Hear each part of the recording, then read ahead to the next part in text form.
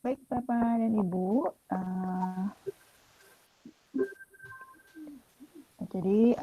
saya ucapkan sekali lagi terima kasih untuk kehadirannya. Ini adalah webinar series dari Aptikom Jabar. Jadi Aptikom Jabar ini adalah asosiasi pendidikan tinggi informatika dan komputer. Jadi kami yang bergerak di bidang informatika komputer bergabung di asosiasi yang bernama Aptikom ini. Aptikom ini sehari-harinya berdiskusi, menyusun berbagai instrumen dan kebijakan terkait dengan pendidikan tinggi, khususnya di bidang informatika dan komputer. Sebetulnya Aptikom itu ada yang terpusat di Jakarta ya, dan kami dari disebutnya Aptikom Provinsi. Jadi Aptikom itu membentuk provinsi-provinsi, dan untuk Aptikom Jabar kebetulan ketuanya itu Prof. Edi Yusuf dari Universitas Pasundan dan saya sebagai sekretaris umumnya. Jadi semua kegiatan yang ada di Aptikom Jabar itu diinisiasi oleh kami di provinsi dan diorganize oleh kami ya di sekretaris umum. Jadi webinar seri ini dalam rangka di rumah saja ya. Jadi kita di tengah pandemi COVID-19 ini tetap bersemangat untuk menggali ilmu, tidak menyerah ya dengan kondisi. Jadi kami tetap mengadakan perkuliahan, tetap berdiskusi, dan termasuk juga mengadakan webinar ini. Ini adalah webinar yang ke-6 Bu Resti ya. Jadi ini sudah serial, dimulai dari 18 April lalu, itu dibuka oleh Ibu Ayu ya, terkait natural language processing, dan feedback yang diminta itu beragam. Nah, minggu ini saya ingin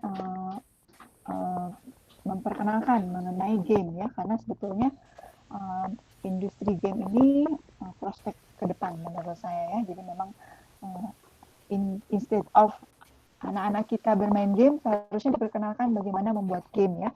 Saya sih preference seperti itu. Jadi game itu bukan untuk dimusuhi ya, karena memang anak-anak banyak yang addict atau menghabiskan waktu terlalu banyak di game. Tapi sebetulnya kita juga bisa menggali potensi-potensi dan peluang di dunia game. Dan itu ya pengantar dari saya, Bu Resi. Jadi Bu Resi terima kasih sekali sudah berkenan bergabung. Kami persilakan dari Agate ya, memperkenalkan diri dan memulai sesinya.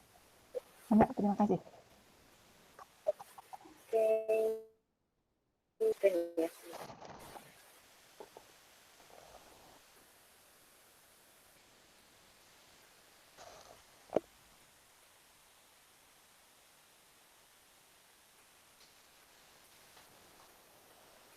Ini masih menunggu Bu Resi, silakan.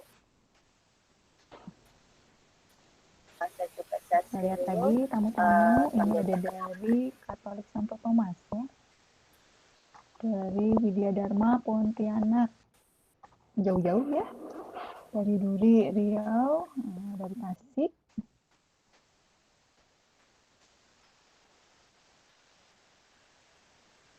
kemudian dari Universitas Harapan Medan, Pak Rizko, kemudian Pak David dari STIMIK Pontianak, lalu Abdillah Zuati dari Unpas ya. Terima kasih sudah bergabung. Mangga Ibu Resti, kami mempersilahkan. Halo. Mohon maaf, ini sedang nge-hang dulu Chrome saya. Ya, ini suaranya belum kedengaran, Bu. Halo. Maaf, ini lagi nge-hang. Saya close dulu ya sebentar ya.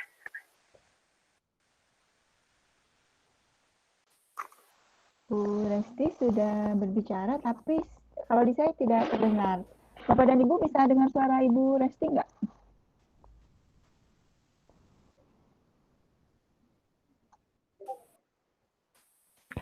Suara Bu Resti kedengaran, Bu, tapi katanya sedang di-restart dulu komputernya karena nge-hang. Kok bisa dengar suara Bu Resti? Bisa, Bu, tadi.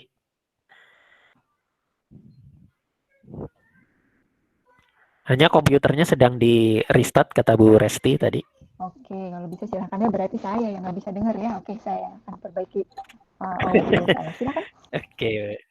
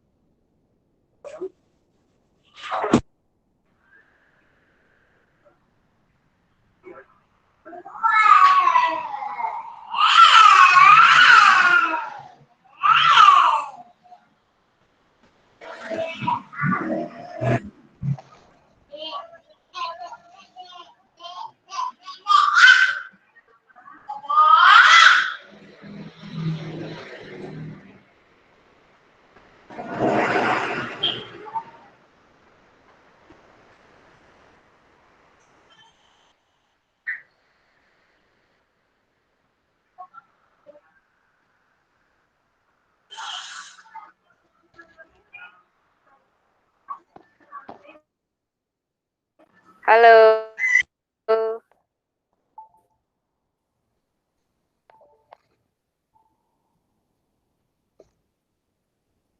Apa bisa men-screen yang sudah saya share?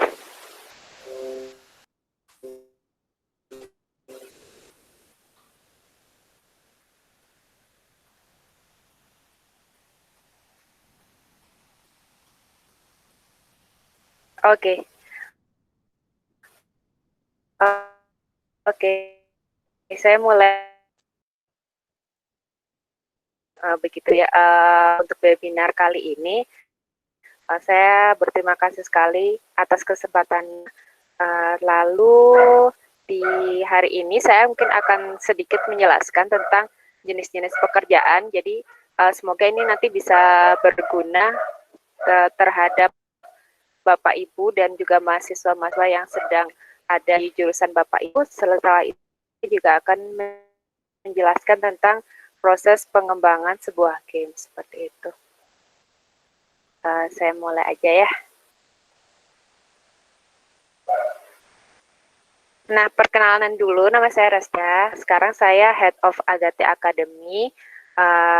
Sekarang saya mengurus Agate Academy, itu merupakan suatu lembaga non-profit, divisi dari Agate, seperti itu, yang berhubungan dengan edukasi. Nanti saya jelaskan kembali tentang program-programnya. Seperti saya lulusannya dari ITB, dari Software Engineering. Waktu pertama kali masuk ke industri game sebenarnya udah cukup lama sih, dari tahun 2011. Jadi ini udah hampir 9 tahun saya di industri game. Waktu itu masuknya sebagai game programmer, tapi setelah itu saya lanjut menjadi game producer seperti itu. Sempat juga berbantu jadi asisten akademik di ITB selama kurang lebih 2,5 tahun. Nah, perkenalan juga tentang Agate-nya sendiri. Agate itu merupakan sebuah game developer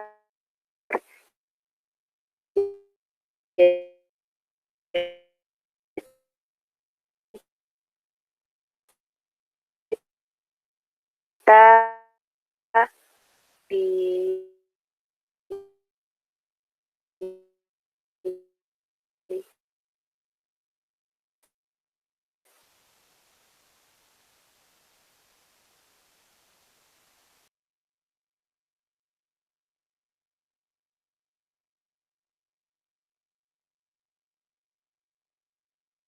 sangat panjang. Kenapa bisa sampai seminggu? Karena pada saat itu Indonesia itu sangat tertinggal dalam bidang game development dibandingkan dengan negara-negara lain yang mulai 30 atau 40 tahun lebih cepat dibandingkan dengan di Indonesia.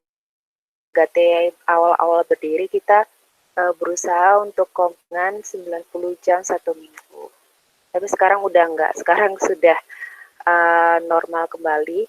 Jadi kita saat ini udah lebih dari 230 pegawai gitu. Nah, terus mengerjakan sekitar 15 paralel project. Jadi 230 orang itu sekarang jam kerja kita juga udah mal 40 jam satu minggu. Dan gajinya juga udah nggak 50.000 lah sebulan. Udah sesuai dengan UMR atau bahkan lebih. Nah, ini beberapa gamenya Agate. Ada Valtrian Arc, Heroes Ghost Story. Ini game yang ketiga dari Valtrian Arc. Ini IP-nya IP punya Indonesia juga. Jadi ini menceritakan bagaimana seorang kepala sekolah mengepalai sekolah dari akademik seperti itu. Nah, terus ini tuh adalah game pertama yang dijual hard copy. Jadi kalau di game itu sebenarnya kan ada yang dijual siap pertama yang dijual itu di konsol, ada PS4 dan Nintendo Switch. Ada di berbagai bahasa, kita juga baru rilis yang bahasa Sundanya. Lalu ada e-sport King. Nah, ini sebenarnya simulasi e-sport. Jadi kita jadi manajer tim e-sport seperti itu.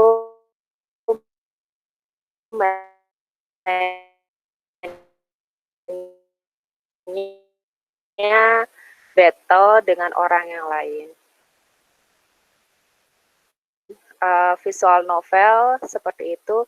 Nah, ini cukup menarik mengangkat IP-IP Indonesia seperti Dilan, seperti itu kita kerjasama dengan berbagai IP dari yang Dilan, terus ada juga Mariposa yang sebenarnya dia tayang di bioskop tapi gara-gara COVID cuma tayang 3 hari, habis itu nggak tayang lagi, sedih sih. Tapi untungnya ada gamenya, jadi bisa dinikmati dari game juga. Lalu ada Project Atma. Nah, ini kita juga culture Indonesia, terutama yang bagian mistis-mistis seperti itu. Tapi di sini kita asalnya itu seperti manga, jadi nggak apa ya, jadi bisa dinikmati juga oleh audiens yang global seperti itu. Dan beberapa game-game yang casual seperti Asli, Juragan Ghost, dan ada Lost World Go atau teka-teki. Game-game yang sifatnya menghibur seperti itu sebenarnya di Agate juga kita mengerjakan beberapa project game lainnya yang dinamakan gamification. Nah, gamification 2, jadi untuk tujuan advertising. Jadi game itu juga bisa digunakan untuk menjual sesuatu seperti itu. Kalau yang di sini contohnya ada di Ricis Factory. Jadi kalau kita beli yang kids package gitu ya, nanti dapat kode untuk dimasukin ke dalam game seperti itu. Terus ada di Bukalapak. Kita di dalam Bukalapak itu ada game-gamenya, itu juga di-develop oleh Agate.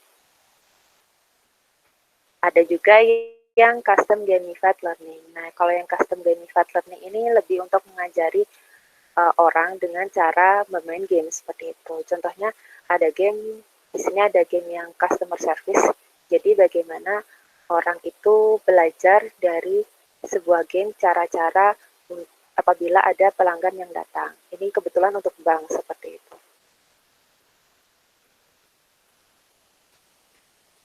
Nah, sebenarnya game itu juga bisa digunakan untuk melakukan testing gitu ya, untuk menguji seseorang. Kita pernah juga ada klien tuh yang menggunakan game, gamenya itu digunakan untuk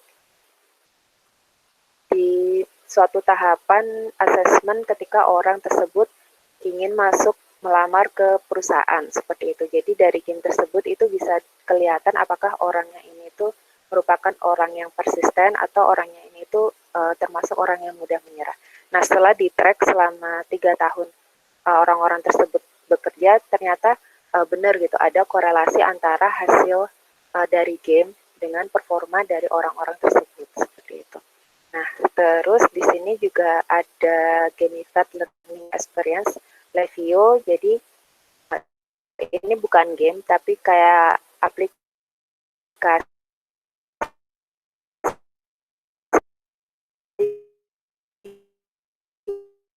yang gamified ya. Jadi bagaimana menyampaikan informasinya itu bite size itu, jadi ringan, lebih mudah untuk dicerna. Nanti juga ada kayak semacam level-levelnya kayak gitu dengan leaderboard. Jadi orang tuh lebih termotivasi untuk belajar melalui aplikasi tersebut. Nah, kalau untuk Agate Academy sendiri, ini divisi non-profit dari PT Agate Internasional, memang sengaja kita dirikan agar kita bisa mendapatkan lebih banyak lagi talent yang siap untuk bekerja di industri game. Selain itu, kita juga memiliki misi untuk meningkatkan kualitas dari game developer lokal. Program kita ada beberapa online course. Nah, ini online course-nya ini gratis. Bisa diakses di academy.bilo.id. Di sini ada beberapa course, ada game design, game art, game production, dan game programming. Seperti itu. Tapi online course yang di sini ini memang sifatnya bukan untuk menggantikan pelajaran yang sudah ada di kuliah atau di sekolah, karena di sini kita lebih ke mempertajam ke arah gamenya seperti itu. Terus ada program internship. Setelah itu ada program inkubasi. Nah, kalau di inkubasi ini kita menyasarnya yang sudah atau akan memulai startup seperti itu di inkubasi agar mereka lebih siap untuk mengembangkan sebuah produk game kayak gitu. Terus ada company visit, tapi sekarang sedang tidak ada lagi. Terus ada jadi kita turut berbagai macam seminar ataupun workshop seperti itu. Nah, selain itu kita juga ada Funway Podcast, karena sekarang kan lagi ngetren ya orang mendengarkan informasi itu lewat podcast. Jadi kita juga ada podcast yang ada di Anchor.fm dan juga ada di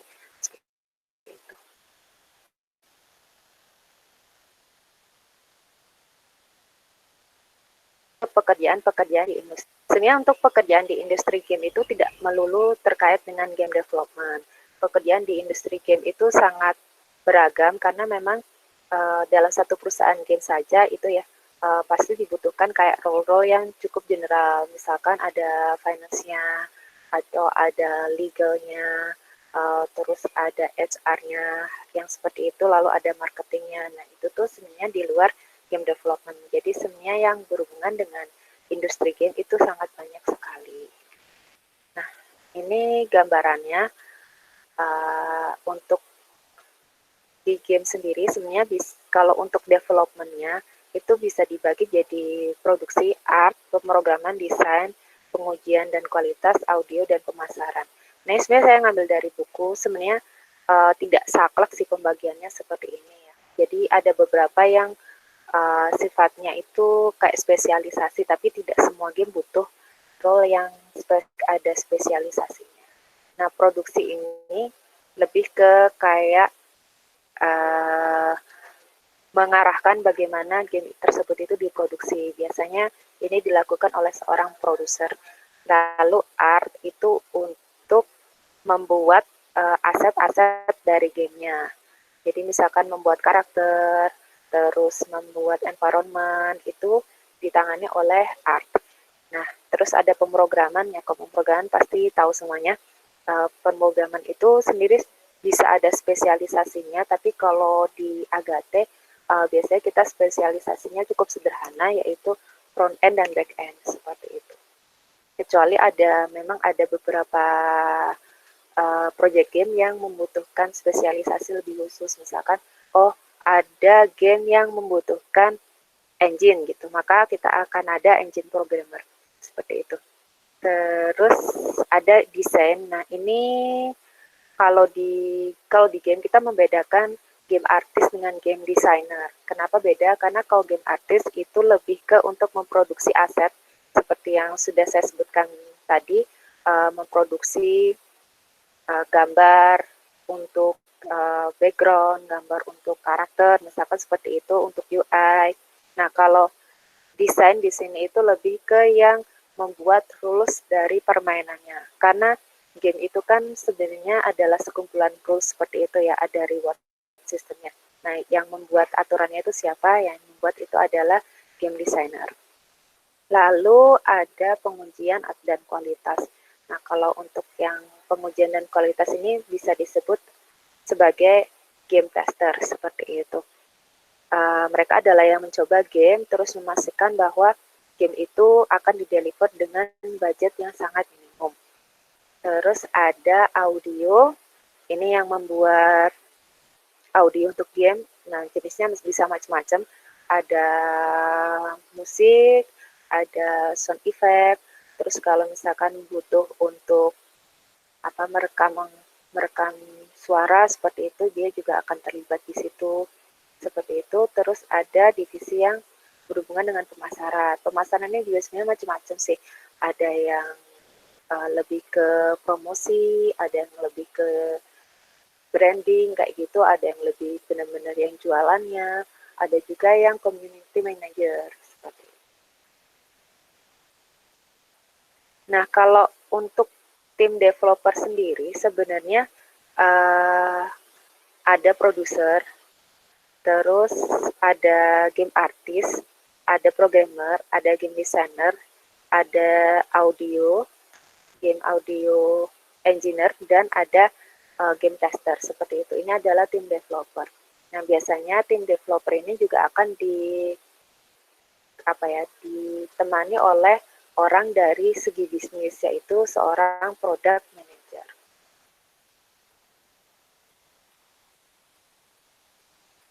Produser itu apa? Produser itu simpelnya adalah project manager. Jadi dia itu yang mengarahkan milestone dari sebuah produk game itu seperti apa yang mesti dikerjakan, lalu bagaimana sebuah tim itu bisa saling berkoordinasi satu sama lainnya. Nah, tanpa seorang produser, ya pastinya akan cukup berantakan gitu, karena memang di game sendiri itu masing-masing itu punya gambaran keinginannya seperti ini, seperti itu. Nah, yang berusaha untuk membalance untuk agar semuanya itu mengacu ke visi yang sama itu adalah seorang produser. Lalu ada seorang game tester. Game tester itu adalah seorang yang menguji game. Tadi sudah sempat saya jelasin kalau game tester ini harus memvalidasi game itu bisa mungkin minimum bug. Maka seorang game tester itu harus bisa sangat-sangat teliti seperti itu. Terus tidak mudah bosan. Harus ngulang, coba ini lagi, seperti itu. Dan juga game tester itu sekarang karena kita udah mulai automated testing, harus mau belajar tentang scripting seperti itu. Lalu game designer yang mendesain rules dari sebuah gamenya seperti apa, winning conditionnya gimana, losingnya kayak gimana, progressionnya gimana, levelingnya seperti apa, itu akan dikerjakan oleh game designer. Lalu ada game artist tadi yang membuat produksi dari art. Ini ada yang 2D, ada yang 3D, ada yang UI seperti itu, ada yang khusus environment, ada yang khusus bikin karakter, tapi itu ya kembali lagi ke kebutuhan dari masing-masing projectnya seperti apa. Terus ada sound engineer dan game programmer yang menyatukan semua yang ada, mengimplementasikan rules dari game designer dan menyatukan aset-aset yang sudah dibuat oleh game artist. Kita lanjut ke proses pembuatan game. Sebenarnya proses pembuatan game itu kalau di industri kita tidak langsung membuat game seperti itu terus dijual. Kenapa seperti itu? Karena membuat game itu bukanlah hal yang bisa dianggap murah kayak gitu. Karena kan kalau di industri kita ada payroll-nya seperti itu ya. Jadi kita harus memperhitungkan segala macam bagaimana agar effort kita itu benar-benar optimal. Nah, maka ada tahapan-tahapan pembuatan game, yaitu dari pembuatan konsep, lalu masuk ke praproduksi, produksi, rilis, setelah itu rilis, live ops, dan produk sunset. Nah, ke pembuatan konsep. Pembuatan konsep ini sebenarnya ditujukan untuk melihat apakah sesuatu yang akan kita bikin ini itu berguna seperti itu. Kayak kalau bikin tugas akhir itu mungkin kayak semacam bikin hipotesa gitu lah. Jadi sebelum bikin benar bikin gamenya, kita perlu membuat premis. Premis itu sesuatu yang kita deliver ke pemain, sesuatu yang ingin kita deliver ke pemain gitu. What if-nya lah istilahnya. Bagaimana jika seseorang bisa melakukan hal ini gitu. Contohnya, contoh premis misalkan, oh saya ingin mendeliver pengalaman memancing yang menyenangkan seperti itu misalkan. Terus yang kedua melakukan riset.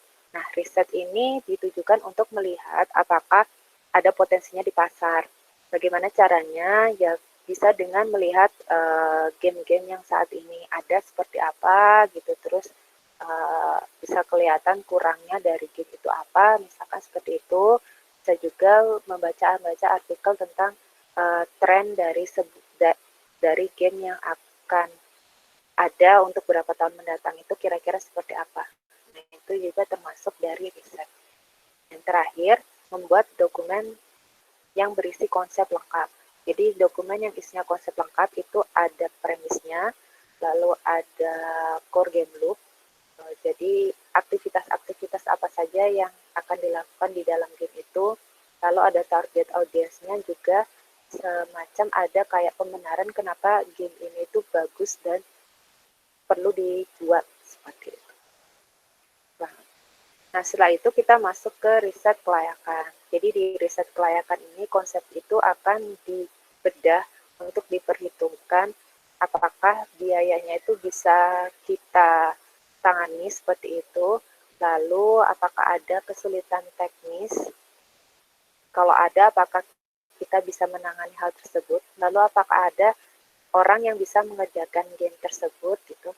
Dan apakah pasarnya saat ini tuh siap untuk game tersebut gitu. Nah, maksudnya sih jangan sampai game yang kita rilis itu ternyata nantinya itu bersaing dengan game-game yang dirilis juga oleh perusahaan-perusahaan yang jauh lebih besar dari kita, karena pasti kalah kayak itu. Selanjutnya kita masuk ke praproduksi.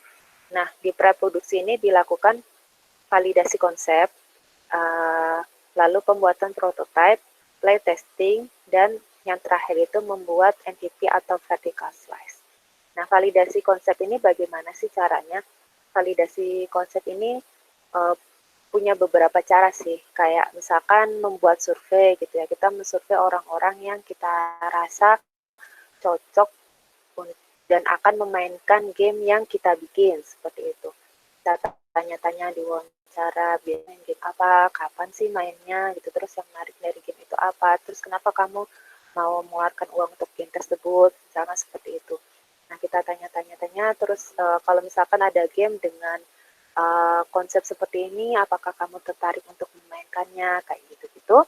Nah, setelah itu dibuat prototipe. Jadi, prototipe ini itu digunakan, prototipe yang masih kasar sih, bukan prototipe yang bagus-bagus amat, yang istilahnya sih untuk agar orang itu bisa mencoba memainkan game tersebut. Tapi sudah cukup rapi ya prototipenya, walaupun apa kasar tapi tidak terlalu kasar lah, gitu istilahnya.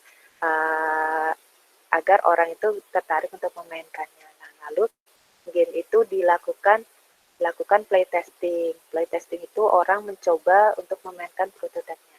Apakah ini cukup menyenangkan seperti itu? Terus feedback untuk prototipenya itu apa saja?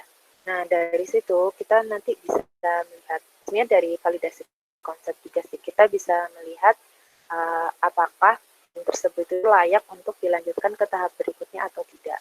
Jadi misalkan ada masukannya itu cuma sedikit itu, misalkan oh ini misalkan kontrolnya kurang enak, mendingan dipakai seperti ini. Setelah diperbaiki lalu dites ulang dan orang-orang merasa oh ini jauh lebih enak gitu misalkan kontrolnya, maka ya udah berarti dia sudah lolos tahap playtesting. Tetapi kalau misalkan feedbacknya banyak, ternyata game ini sangat tidak menyenangkan sama sekali dan setelah diulik tetap aja nggak menyenangkan gitu, maka kita akan putuskan untuk ya udah nggak usah dilanjutkan seperti itu. Nah, lalu setelah playtesting, setelah lolos dari playtesting, game itu akan masuk ke tahap pembuatan MVP atau Most Viable Product atau Vertical Minimum Viable Product atau Vertical Slice seperti itu. Nah, vertical slice itu apa? Istilahnya itu semacam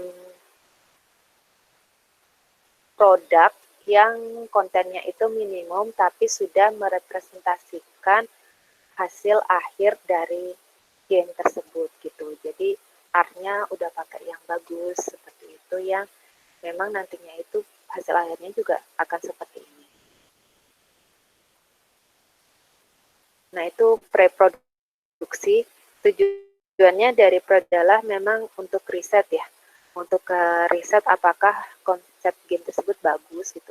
Sekaligus sebenarnya untuk melihat seberapa lama sih kita bisa membuat game tersebut itu, karena di pre-produksi itu kayak semacam latihannya lah, latihannya buat memproduksi vertical slice itu berapa lama gitu.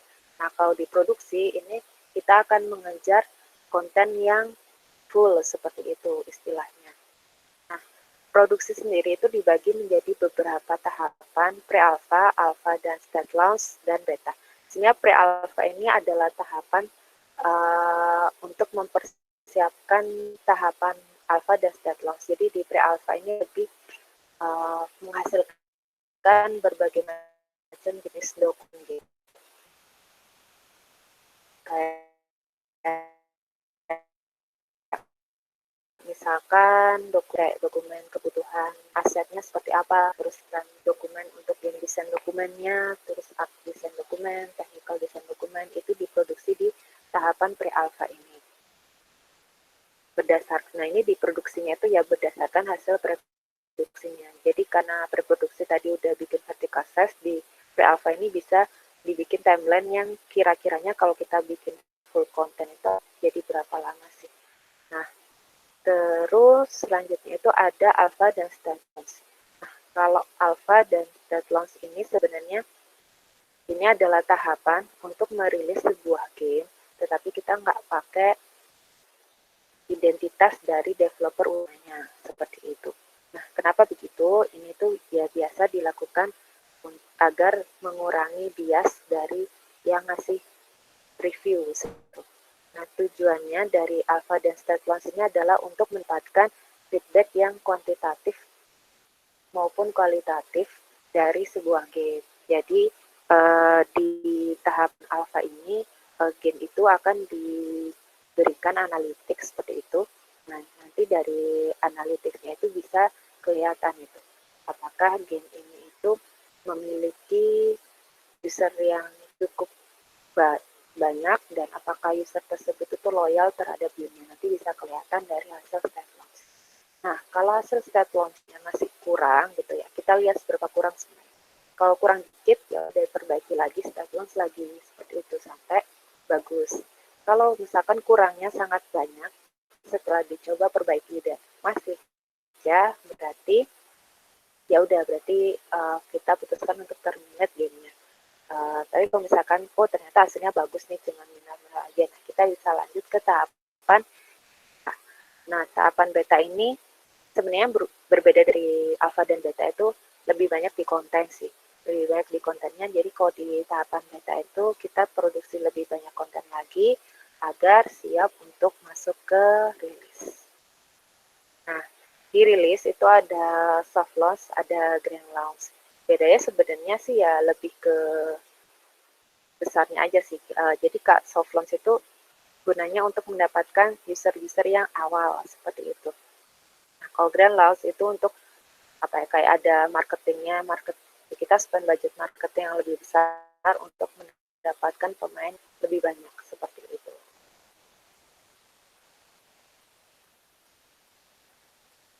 Terus ada tahapan yang dinamakan live ops. Nah, live ops ini digunakan untuk mempertahankan dan menambah jumlah pemain. Jadi terutama ini kalau gamenya game mobile ya, game mobile seperti itu. Jadi setelah gamenya itu dirilis, kita kan nggak pengen orang tuh main ya udah gitu selesai gitu, kecuali memang gamenya tuh game yang premium yang orang bayar di depan terus selesai ya udah gitu. Nah, untuk game-game yang game-game terutama mobile yang sifatnya premium gitu ya, itu akan ada yang dinamakan level untuk mempertahankan dan menambah jumlah pemain. Bentuknya bisa semacam event, giveaway, atau kuis-kuisan, nanti bisa ditukarin koin atau seperti itu. Apa ya, bisa dibilang sih pada suatu masa memang bakalan bakalan turun gitulah, turun pemainnya akan menjadi sangat sangat sedikit sekali, walaupun kita sudah berusaha memberikan konten update kayak gitu. Kalau memang udah habis masanya seperti itu, maka gamenya akan di game itu kita menyediakan kayak semacam produk penggantinya kayak itu. Jadi kayak misalkan Valtian Arc 1, terus nantinya bakalan muncul kali gitu ya. Terus orang-orang diarahkan untuk pindah ke Valtian Arc 2 dan seterusnya. Oke, jadi slide-nya sekian dari saya. Mungkin bisa masuk ke sesi tanya jawab.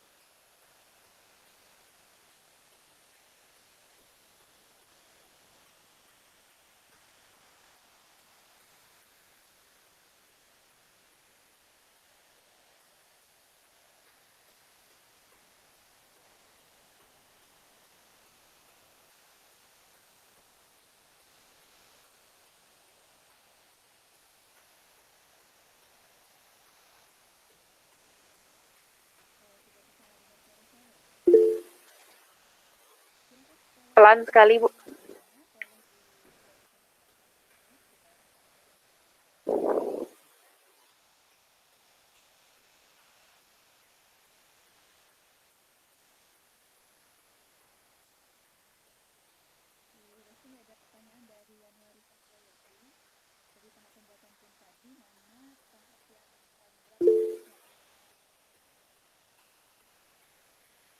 Oke.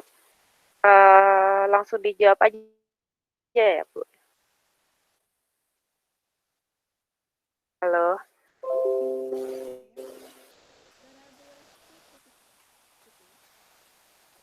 Oh, halo, halo.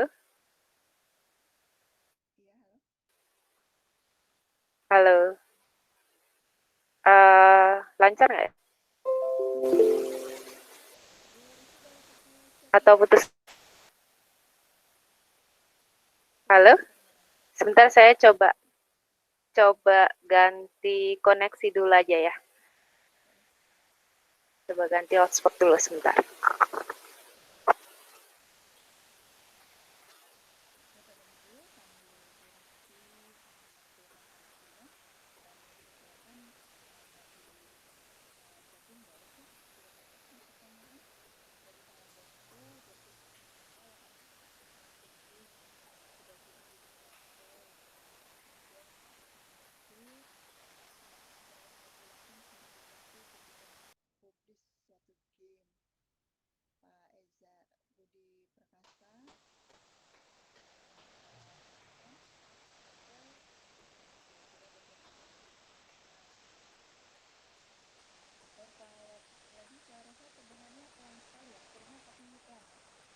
Iya.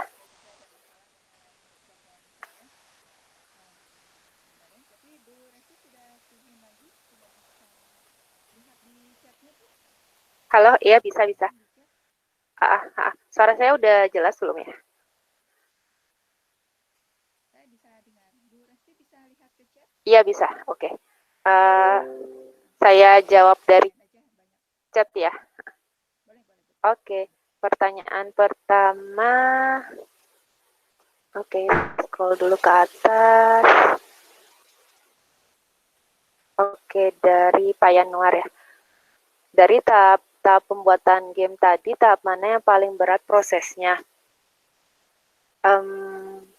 Susah sih bilangnya seperti apa. Karena kayak setiap tahapan itu punya tantangannya masing-masing seperti itu. Tapi kalau dibilang yang paling menantang karena kita kayak kejar-kejaran sama waktu, mungkin malah live ops ya. Jadi setelah gamenya rilis itu malah malah lebih capek, karena kalau gamenya sukses, kita tuh bakalan menerima banyak banget feedback seperti itu ya dari pemain. Terus banyak juga pemain itu yang saya ingin ini, saya ingin itu. Nah, kita juga harus filterin itu. Terus kalau kontennya udah mau habis, jadi kayak kejar-kejaran sama waktu itu pada saat tahapan live ops seperti itu. Tapi kalau tahap awal-awal juga lumayan menantang karena kita masih belum memastikan game ini tuh akan jadi seperti apa kayak gitu. Tapi paling menantang memang pas tahap live ops-nya. Seperti itu. Apakah sudah terjawab?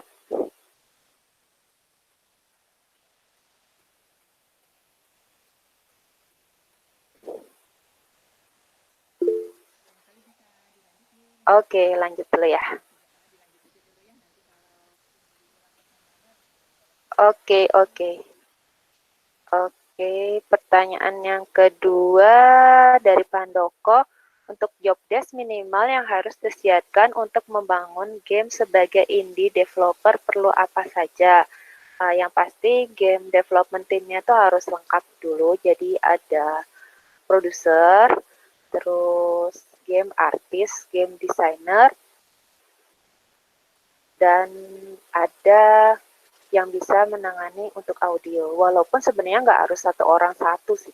Saya juga nemu ada indie game studio itu yang mereka itu kayak cuman berdua, tapi programmernya itu bisa membuat game design seperti itu. Jadi kayak pakai dua topi role yang berbeda kayak gitu. Jadi bisa aja misalkan programmer yang bisa ngedesain nih, terus game artisnya bisa bikin musik itu misalkan, itu juga nggak masalah sih sebenarnya.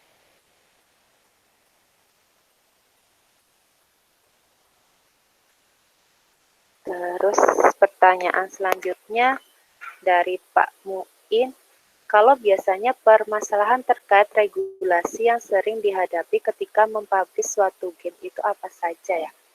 Permasalahan terkait regulasi. Mungkin lebih ke game rating sih. Game rating seperti itu.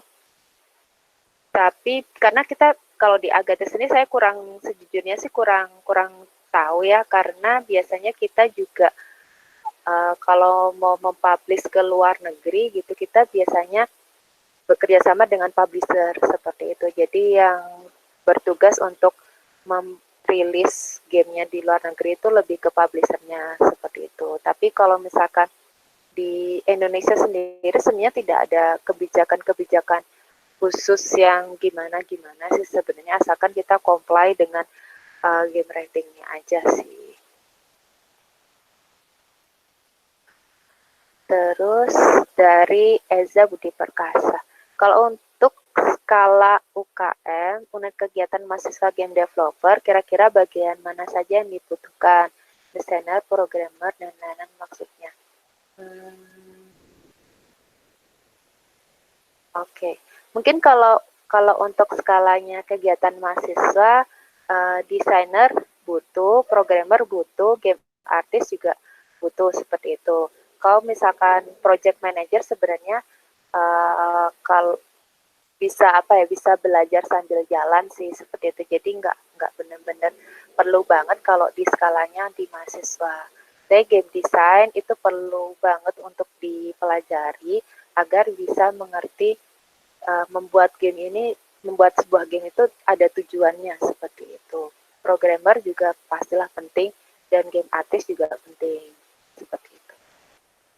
Terus pertanyaan selanjutnya dari Pak Martin. Perbedaan development untuk game engine Unreal sama Unity, sama tingkat basis datanya dimulai dari mana? Kalau game engine Unreal dan Unity, kalau setahu saya sih Unreal itu lebih ditujukan untuk game yang memang mengejar realistis, 3D yang realistis seperti itu. Sementara kalau yang Unity bisa bahkan untuk game 2D dia juga oke. Kenapa seperti itu? Karena memang Unity itu lebih mudah di convert lah, lebih mudah dan lebih beginner friendly dibandingkan dengan Unreal. Jadi sebenarnya kalau misalkan baru memulai belajar bisa belajar dulu menggunakan Unity seperti itu. Kecuali memang ingin bikin game yang realistis seperti itu bisa pakai Unreal. Nah, selain itu sebenarnya Unreal tuh seingat saya juga berbayar. Jadi memang di awal sih kalau mau belajar dulu mendingan pakai Unity dulu. Nah, kalau basis data untuk dua-duanya sebenarnya bisa menggunakan basis data yang sama. Jadi tidak ada hubungan dengan game engine apa. Nah, selanjutnya dari Pak Ahmad Agung mau bertanya apakah satu orang bisa memegang lebih dari satu job desk. Ya, ini bisa sih. Bisa, tetapi kalau di industri, kalau di Agate terutama kita nggak melakukan hal tersebut karena memang kita pengennya membuat game itu secara cepat gitu lah. Jadinya memang satu orang itu ada spesialisasinya kayak gitu. Tapi kalau di studio yang indie memang satu orang itu ya memegang lebih dari satu job desk. Lalu pertanyaan dari Bu Rita. Apa saja skill untuk menjadi game producer? Nah, game producer ini sebenarnya project manager sih. Jadi perlu skillnya tuh ya skill komunikasi. Selain itu dia harus bisa melakukan semacam negosiasi, terus bisa memimpin lah project lead, terus bisa mengarahkan, terus orangnya itu rapi kayak gitu, terus bisa memiliki kemampuan kayak office kayak gitulah simpelnya.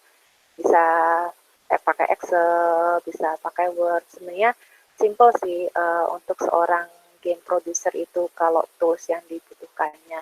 Tetapi kalau misalkan seorang game producer itu mengetahui punya latar belakang programming atau latar belakang art atau latar belakang desain, nah itu akan menjadi nilai plus karena bisa memberikan konteks kepada seorang produser kayak gitu sih.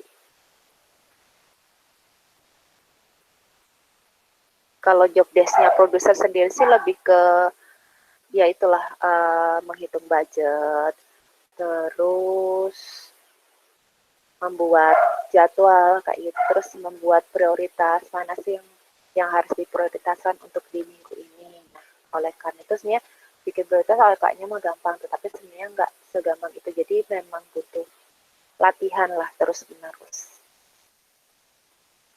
Lalu pertanyaan dari Ari Kusumaningsih.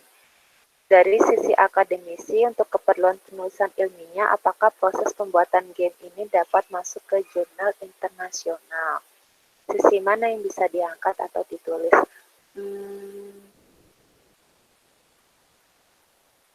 Sebenarnya sih bisa saja kalau misalkan game tersebut itu punya hal yang dieksperimenkan gitulah istilahnya. Saya pernah bikin sih sebuah paper kayak gitu.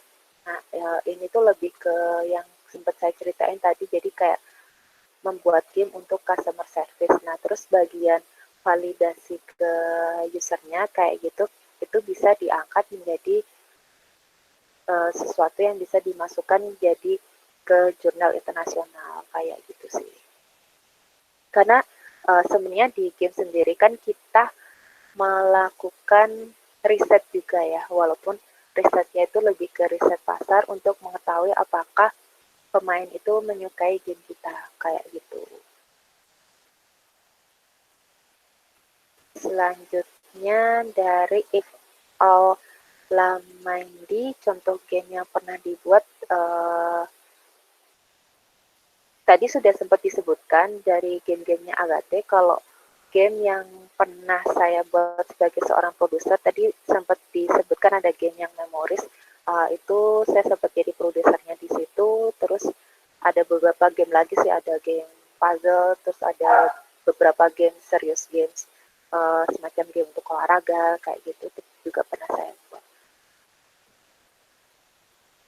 Lalu dari Aptikom Jabar, hal pertama yang dilakukan untuk membuat sebuah game itu seperti apa? Nah, hal yang pertama dilakukan ya mendefinisikan konsepnya sih pasti. Konsep itu bisa didapat dari mana sih?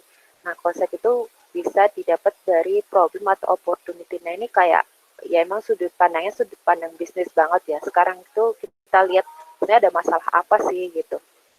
Kalau spesifiknya di game itu kita bisa lihat, kita bisa cari game yang sudah ada sekarang itu apa saja sih. Terus dari game-game tersebut itu orang-orang itu merasa ada yang kurang nggak sih dari game tersebut. Nah, lalu apakah ada opportunity yang bisa kita manfaatkan untuk membuat game tersebut. Nah, itu yang pertama kali dilakukan dalam membuat sebuah game. Jadi memang benar-benar kita harus tahulah di atas kertas bahwa game ini akan jadi sesuatu gitu. Lalu sebentar ke close.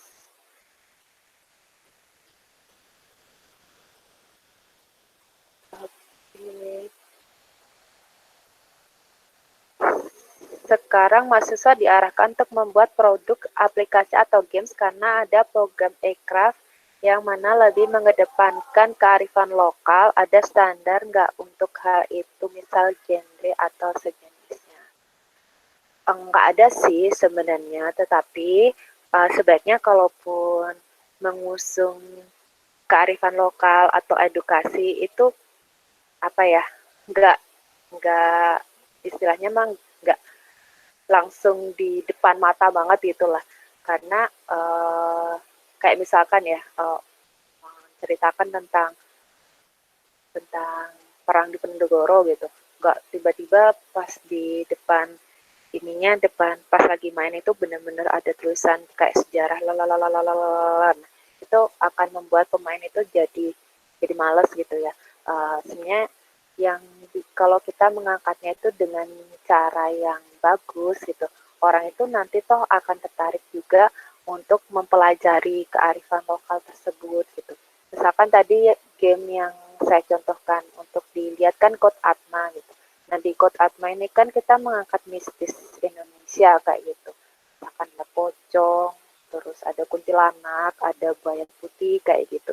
Nah, karena di dalam game itu digambarkan secara bagus gitu ya, mau nggak mau nanti orang itu akan tertarik untuk mempelajari walaupun tidak di dalam game itu sendiri kayak gitu.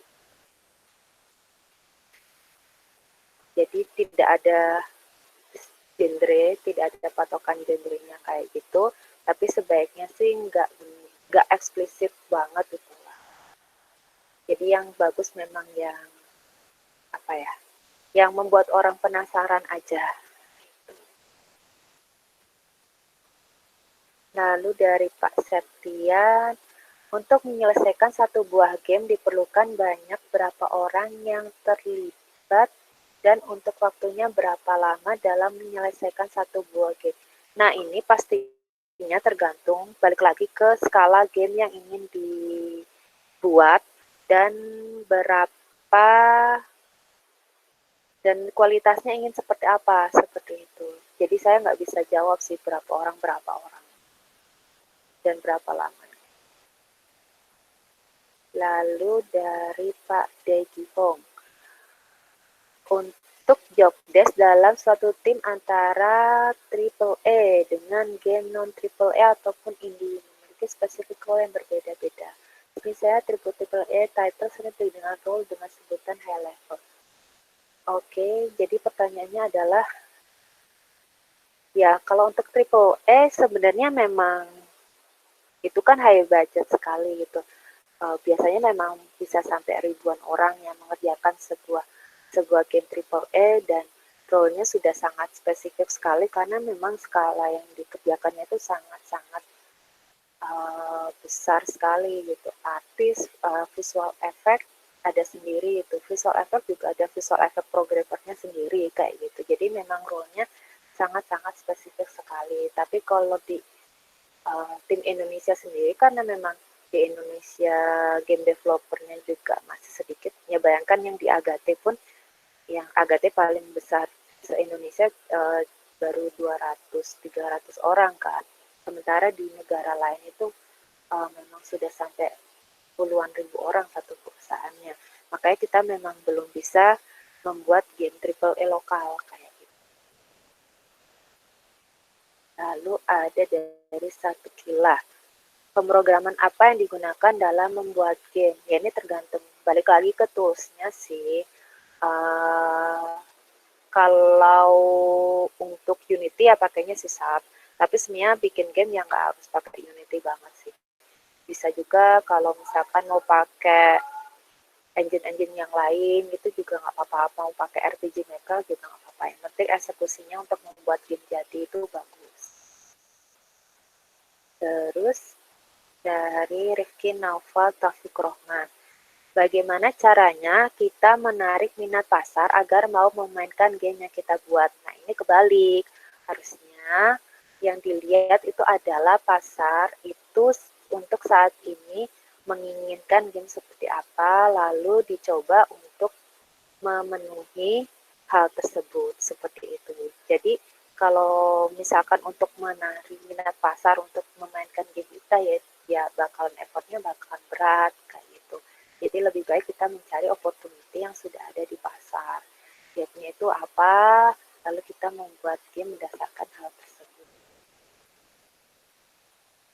Jadi selanjutnya ada pertanyaan dari Ibu Teti Sipayu.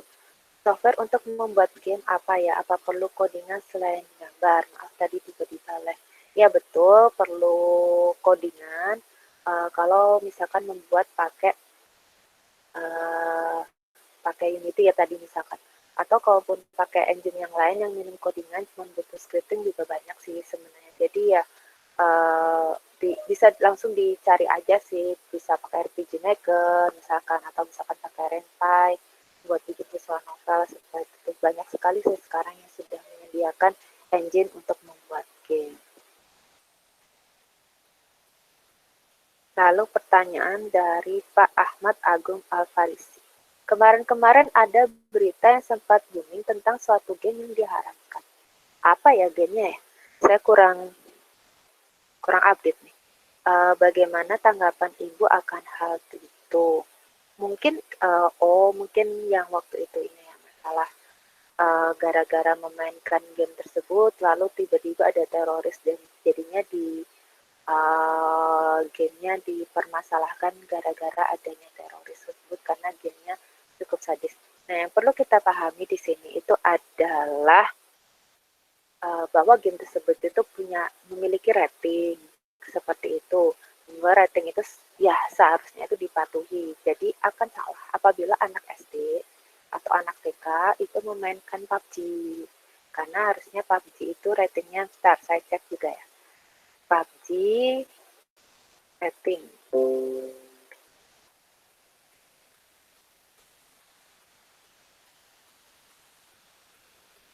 Nah, M2T. Jadi harusnya baru bisa dimainkan ketika anaknya umur belasan tahun. Nah, seperti itu. Nah, kenapa demikian? Ya karena kita tahu bahwa perkembangan otak dari seseorang itu pastinya bertahap lah ya. Jadi nggak bisa anak yang masih kecil banget dikasih game-game yang lebih dewasa seperti itu. Karena memang ada targetnya masing-masing. Nah, selain itu juga sebenarnya perlu dipahami bahwa game ini tuh ya seperti media hiburan yang lainnya sih pada dasarnya. Kalau berlebihan memang jadinya tidak bagus. Nah, selain itu juga yang perlu dipahami lagi sebenarnya adalah tidak apa ya, tidak langsung berkorelasi antara orang yang sering main tembak-tembakan tiba-tiba dia ingin merasakan tembak-tembakan di real life seperti itu. Itu mah sebenarnya nggak juga sih. Kalau orang mentalnya sehat mah dia nggak akan melakukan hal tersebut di real life seperti itu.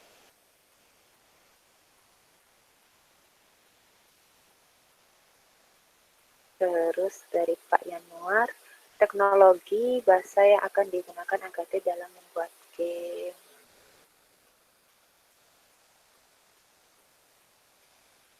Kita beda-beda untuk teknologinya, tapi paling banyak saat ini sih pasti menggunakan Unity, bahasa pemrogramannya C#. Terus pertanyaan dari Eza Budi Perkasa, untuk UKM, Ibu merekomendasikan tools apa untuk mereka yang baru belajar atau pemula? Nah, kalau bisa programming, sebaiknya coba belajar pakai Unity. Tapi kalau misalkan nggak bisa programming, ya bisalah coba dengan tools-tools misalkan tadilah RPG Maker atau apa, Ren'Py atau apa. Selanjutnya dari Pak Irawan Afrianto, adakah suatu metode yang baku untuk melakukan pengukuran kinerja suatu game, misal jika game edukasi? Kalau metode yang baku, saya masih belum tahu sih persisnya seperti apa. Tetapi masing-masing game bisa membuat metode untuk pengukuran sendiri seperti itu. Misalkan dari skor yang didapatkan dari game tersebut, atau misalkan bisa juga dari bagaimana hasil peningkatan. Misal nih, sebelum memainkan game ada ujian, terus main game, terus ujian lagi. Terus dari Pak Handoko, paper internasional saya bertema game betul seperti oke. Ya, jadi Pak Handoko udah pernah bikin paper internasional yang bertema game ya. Lalu Pak Budi, dalam merancang pembuatan game, apakah memerlukan game tester terlebih dahulu sebelum DJCast menjadi game rilis? Iya, betul sekali. Harus di testing dulu sebelum dirilis seperti itu. Terus bagaimana untuk menemukan ide agar konsep game yang dibuat tidak sama dengan game yang sudah ada untuk mobile atau PC? Nah, tidak sama. Tapi kalaupun mirip-mirip, tidak masalah. Karena memang untuk membuat konsep game yang benar-benar baru dan eksperimental itu butuh pengalaman yang panjang dan bertahun-tahun seperti itu. Bahkan di Agate sendiri pun tidak banyak yang bisa membuat game yang eksperimental yang benar-benar konsepnya itu adalah konsep yang sangat-sangat baru. Jadi apa yang kita lakukan? Kita melihat game-game lain, lalu kita bedah apa sih yang menarik dari game tersebut, lalu kita mencoba menyusun game kita berdasarkan game yang sudah kita bedah lagi dengan beberapa pengembangan kayak itu. Istilahnya mah ATM, amati, tiru, modifikasi. Nah, itu adalah cara yang cukup cepat agar kita bisa menghasilkan sebuah konsep game yang tidak terlalu beresiko seperti itu. Kalau benar-benar menghasilkan sesuatu yang baru sebenarnya sekarang mah udah sangat susah karena satu hari itu puluhan bahkan ratusan game itu rilis seperti itu. Lalu pertanyaan lagi dari Ari Kusumaningsi, apakah dimungkinkan membuat game edukasi untuk anak berkebutuhan khusus, misal anak autisme? Sangat dimungkinkan, tetapi untuk ini mohon maaf saya belum sempat riset sebelumnya. Mungkin nanti bisa di riset beberapa paper terkait untuk edukasi anak berkebutuhan khusus ini. Terus pertanyaan selanjutnya, Heri Triono, tools yang sekarang dianggap sedang populer menurut Ibu apa ya, dan bagaimana caranya ketika kita membuat game yang genrenya sama untuk kita bersaing? Tools tadi sudah disebutkan, kita banyaknya pakai Unity, terus game yang genrenya sama, bagaimana caranya kita bersaing? Ya, nggak masalah sih kalau genrenya sama. Kan kita bisa bersaing dalam berbagai banyak bidang gitu. Misalkan cara permainannya sendiri, gameplaynya enak atau enggak, terus dari artnya sendiri, artnya itu bagus atau tidak, terus apakah kan beda art pun gitu ya, atau beda tema pun, kalau misalkan dia ditujukan ke target market yang sesuai walaupun genrenya sama dan cara mainnya sama, itu juga bisa menjadi sesuatu yang unik seperti itu. Jadi bagaimana cara bersaing, carilah sesuatu yang unik walaupun sebenarnya uniknya itu simple gitu. Misalkan oh unik saya itu cuman mekaniknya doang gitu. Contohnya di mobile itu ada game yang sangat terkenal judulnya Heyday. Nah, Heyday ini kan sebenarnya kan Farmville ya. The Farmville itu dulu game yang sangat populer di Facebook seperti itu. Tapi kenapa Heyday ini bisa sukses? Padahal mirip lah sama Farmville. Tanam-tanam, terus habis itu panen kayak itu. Yaitu sebenarnya cuma mengimprove satu jenis mekanik, yaitu mekanik yang sebelumnya itu memanennya dengan cara tap, karena di Facebook dia mengubah mekanik tersebut itu panennya dengan cara drag, karena di mobile jadi dragger itu lebih kelihatan kelihatan memuaskan gitulah dari sisi playernya seperti itu. Nah, sesimpel itu tuh bisa membuat unique selling point dari sebuah game. Terus pertanyaan dari Pak Yogi Nugraha. Untuk pembuatan game simulasi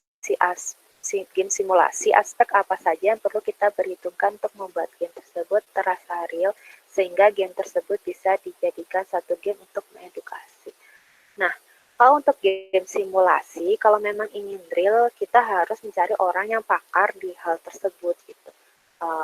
Contohnya apa ya? Contohnya kalau misalkan mau bikin game simulasi untuk desain rumah gitu, misalkan desain interior itu ya, kita harus punya seseorang yang pakar di bidang hal tersebut, sehingga ya misalkan kerjasamanya dengan desainer interior beneran gitu, sehingga game tersebut itu bisa mereplikasi kehidupan yang benernya kayak gitu sih. Karena memang orang yang main genre simulasi itu akan mengharapkan game tersebut itu cukup real gitu, orang yang emang hobiis di hal tertentu gitu. Kayak misalkan orang yang hobiis di bukan koleksi sih, orang yang suka nonton balapan F1 gitu misalkan. Nah, itu tuh kalau main game simulasi balapan, ya pasti dia inginnya tuh yang mobilnya tuh realistis, terus yang efek-efeknya juga realistis, misal ganti ban, nambah kecepatan atau gimana.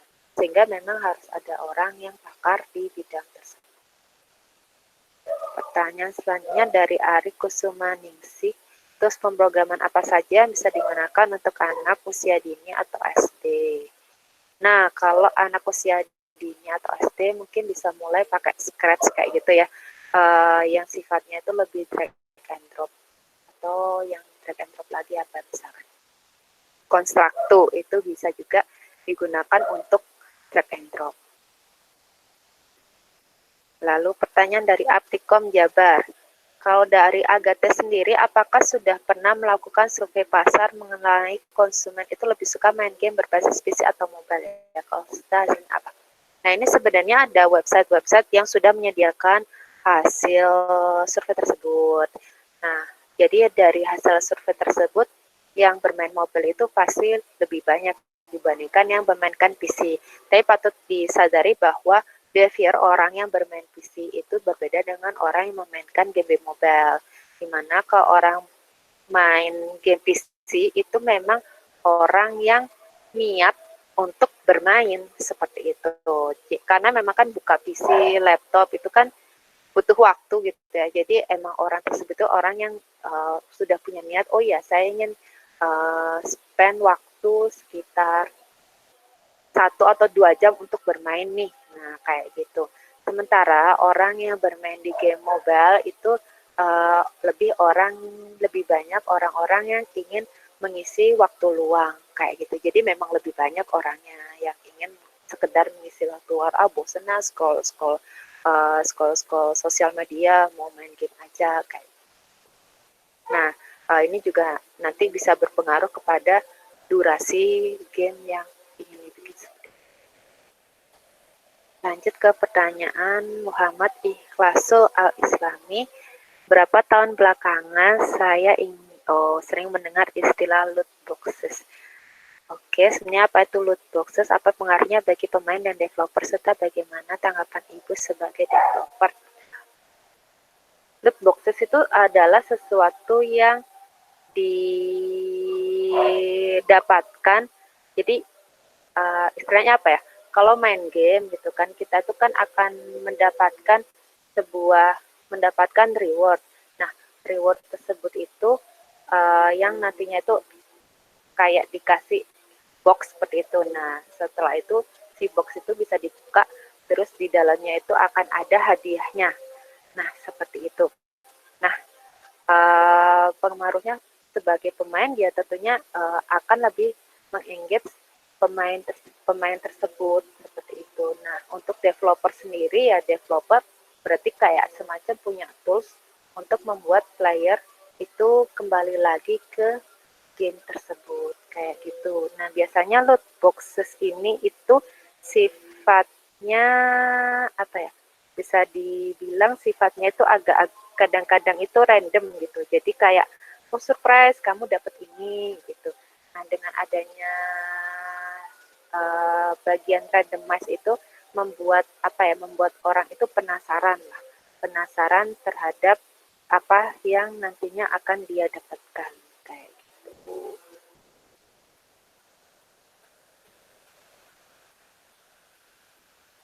Terus pertanyaan selanjutnya, apa ada aplikasi game yang dibuat dengan Python? Pastinya ada sih, tapi saya kurang update. Mohon maaf, belum bisa menjawab game apa saja yang dibikin dengan menggunakan Python. Terus dari Daegi Home, dalam pembuatan developer indie untuk menjaga balancing developer sendiri, ada rasio yang dibutuhkan dalam SDE yang ada dalam memahami bisnis programming, art, musik, dan industri game itu sendiri. Ini juga saya kurang tahu sih persisnya berapa rasio-rasionya, tapi setidaknya untuk satu project game harus ada satu orang yang memahami bisnisnya seperti itu. Kalau untuk programming, art, dan musiknya berapa orangnya, nah itu tergantung dari project gamenya seberapa besar. Lanjut ke pertanyaan dari Pak Fahrul Pralienka. 1. Parameter apa saja digunakan untuk melakukan pengujian aplikasi game? Jika menggunakan dengan pendekatan black box, apakah skenario yang disesuaikan dengan kebutuhan perangkat lunak selayaknya aplikasi pada umumnya atau skenario yang lain? Iya, benar. Kurang lebih sebenarnya mirip dengan pengujian kebutuhan perangkat lunak, akan tetapi kita perlu menyadari bahwa di dalam game itu ada faktor yang dinamakan randomize. Jadi kadang-kadang di dalam game itu, kalau di aplikasi kan sudah sangat jelas lah ya, inputnya ini, outputnya pasti ini. Tapi kalau di game itu kadang-kadang ada hal-hal yang random lah, sedikit banyak gitu, entah dari, kalau misalkan game entah dari obstacle, tiba-tiba ada obstacle, terus obstacle-nya apa, berapa, kayak gitu. Maka sebenarnya bisa digunakan dengan metode black box, tapi mungkin tidak tidak bisa sekali pengujian terus selesai kayak gitu, harus diulang beberapa kali karena adanya itu tadi faktor randomize kayak gitu. 2, apa tidak perbedaan dalam menyusun kebutuhan perangkat lunak antara aplikasi pada umumnya dengan aplikasi game.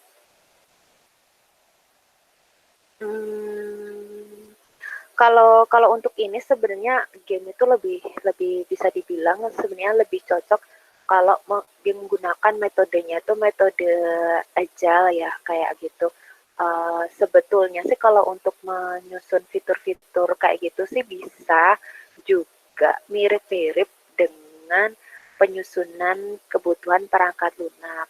Akan tetapi mindsetnya itu agak berbeda di sini. Kalau perangkat lunak kan kita tujuannya itu bagaimana untuk mendeliver fitur-fitur yang sudah dimiliki, fitur-fitur yang sudah masuk ke dalam kebutuhan kayak gitu kan. Tetapi kalau untuk di game belum tentu nambah fitur itu malah jadi makin bagus gitu. Ya perangkat lunak lain juga ada yang kayak gitu sih. Jadi lebih ke gimana ya? Mindsetnya di sini itu adalah lebih ke bagaimana membuat sesuatu itu yang menyenangkan dan melakukan validasi yang berulang kali gitu ya. Ya memang kayak metodenya agile sih. Kita pakai Scrum kayak gitu, bikin dari core gameplay selesai, dites apa ada yang kurang, terus habis itu bertahap ditambahkan fitur, tes ulang, tambahkan sesuatu, tes ulang, tapi nggak harus berupa fitur juga kayak gitu. Jadi ya ada beberapa hal yang bisa diadopsi lah dari perangkat lunak karena memang game itu kan juga bagian dari perangkat lunak kayak gitu. Oke. Pertanyaan terakhir. Saya kembalikan ke Bu Ayu.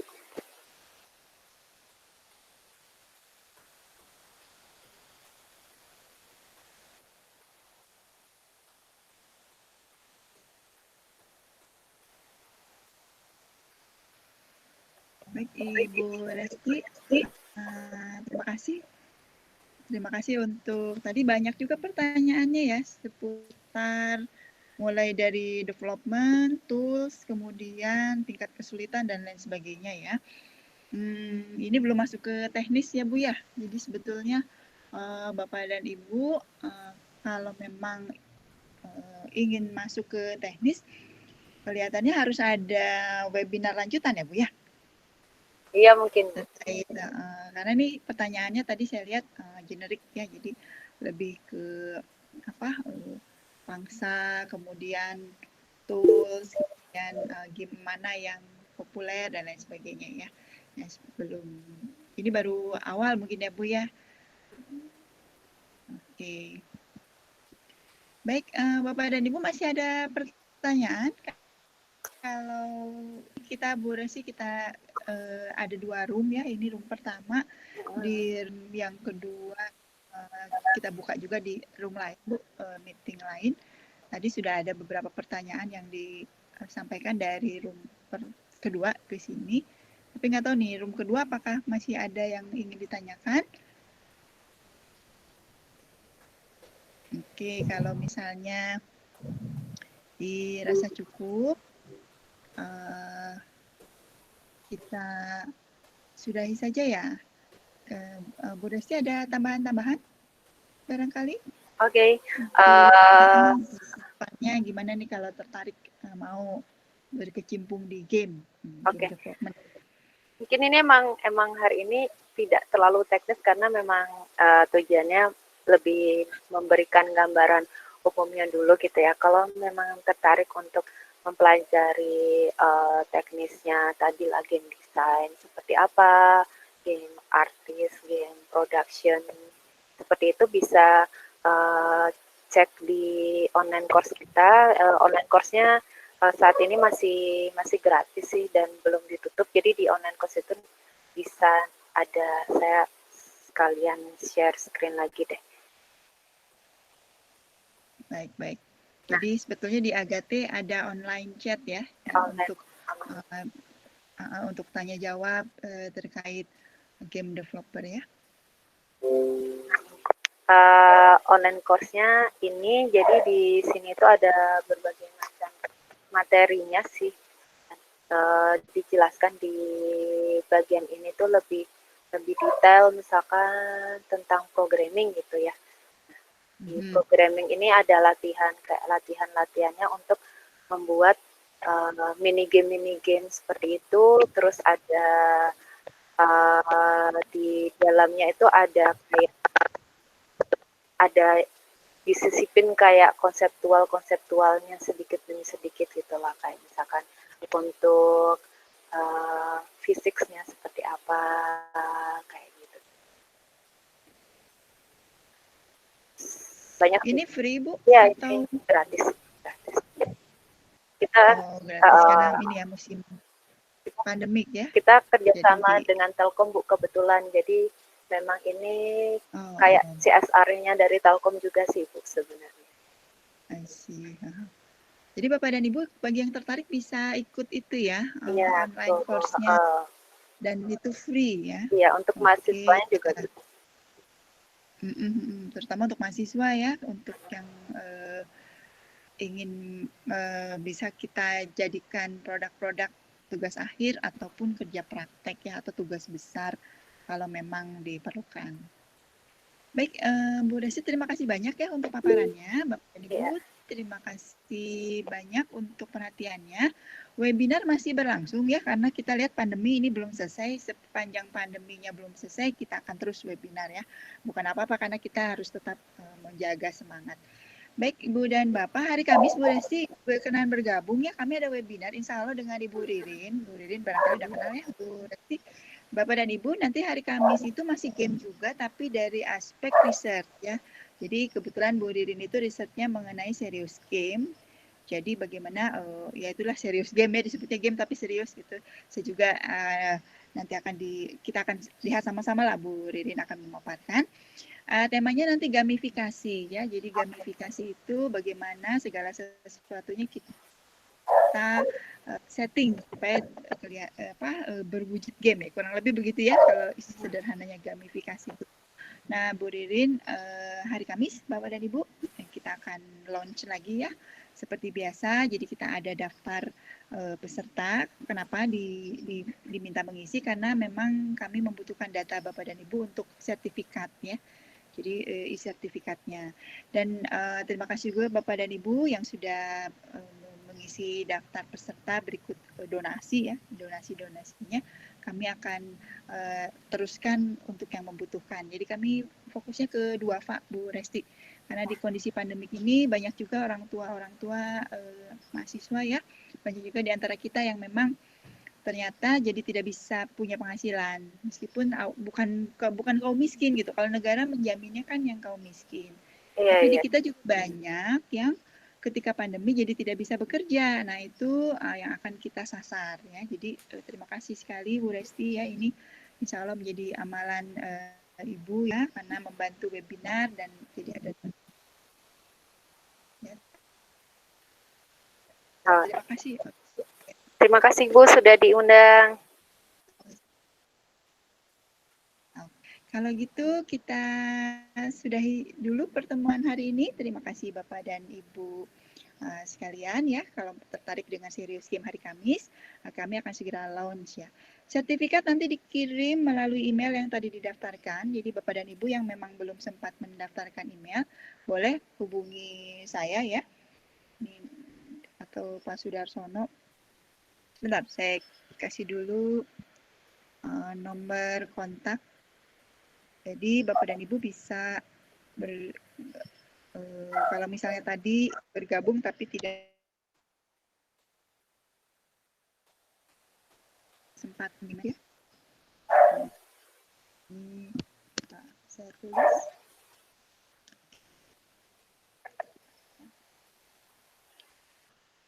Jadi nanti sertifikat, kemudian materi ya, Bu Resi berkenan ya materinya dibagikan. Dan nanti video kita sudah record, jadi videonya juga bisa di-download di Google Drive. Sekali lagi terima kasih untuk kehadirannya Bapak dan Ibu. Terima kasih Bu Resti. Saya tutup dengan mengucapkan hamdalah. Alhamdulillah. Assalamualaikum warahmatullahi wabarakatuh. Sama-sama Bu Ari, terima kasih. Nanti hari Kamis ya Bu Ari kalau tertarik serius game. Pak Yanuar, nanti Serius Game akan dibuka dulu linknya ya. Nanti Pak Sudarsono akan menyiapkan link pendaftaran.